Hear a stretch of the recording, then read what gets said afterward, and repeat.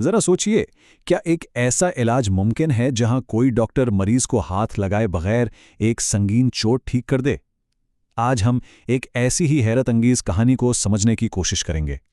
तो सवाल यही उठता है कि क्या वाकई ऐसा हो सकता है? आइए इस किस्से की गहराई में चलते हैं, जो एक ऐसे चैलेंज के साथ शुरू होता है जो सुनने में बिल्कुल नामुमकिन लगता है। कहानी शुरू होती है कदीम ज़माने से, जब एक बहुत अमीर शख्स की बेटी के साथ एक बुरा हादसा पेश आया। हुआ ये कि वो घोड़े से गिर गई और इस नौजवान लड़की के कूल्हे की हड्डी अपने जोड़ से निकल गई। चोट तो खैर बहुत शदीद थी, लेकिन जो असल मसला था ना, वो कुछ और ही था। उसने साफ इनकार कर दिया कि वो किसी भी मर्द हकीम से अपना मुआयना नहीं करवाएगी, उसे हाथ नहीं लगाने देगी। बाप ने बहुत मिन्नतें की, लेकिन वो नहीं मानी, और जैसे जैसे वक्त गुजरता गया उसकी हालत और खराब होती चली गई।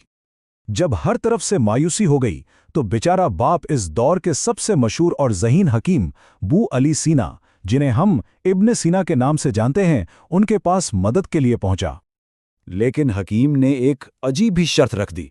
उन्होंने कहा, मैं तुम्हारी बेटी का इलाज कर सकता हूं, और वो भी उसे हाथ लगाए बगैर।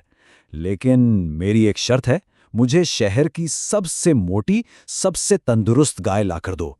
अब यह सुनकर बाप भी हैरान हुआ होगा, लेकिन कहते हैं ना, डूबते को तिनके का सहारा।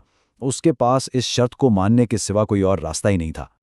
तो खैर वो बाप शहर की सबसे बेहतरीन गाय लेकर आ गया। उसके बाद इब्ने सीना ने अपने शागिर्दों को कुछ ऐसी हिदायत दी जो सुनने में बहुत ही अजीब थीं।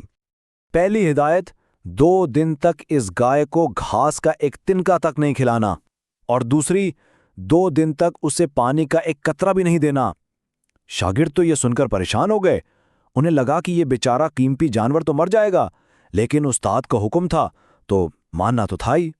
2 दिन की भूख और प्यास के बाद वो जो ताकतवर गाय थी, वो बिल्कुल कमजोर और लागर हो चुकी थी। अब इलाज के लिए स्टेज सेट हो चुका था और मरीजा को लाया गया।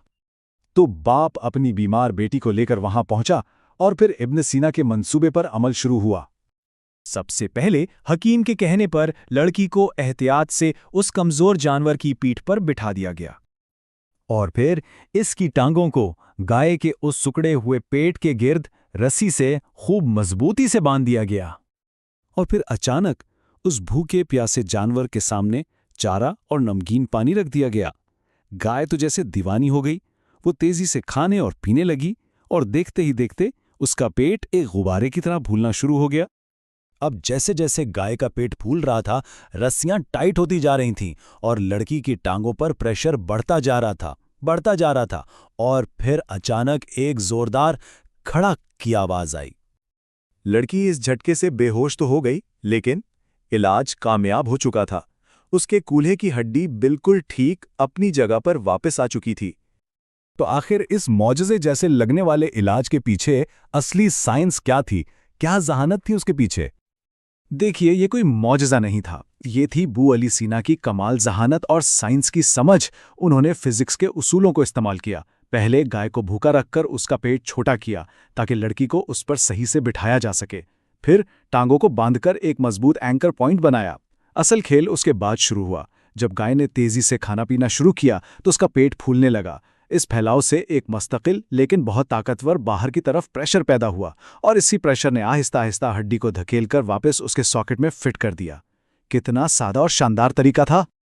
ये वाकया सिर्फ इब्ने सीना के तिब्बी महारत को ही नहीं दिखाता, बल्कि ये भी बताता है कि वो किसी भी मुश्किल मसले का कितना शानदार और गैर रिवायती हल निकाल सकते थे।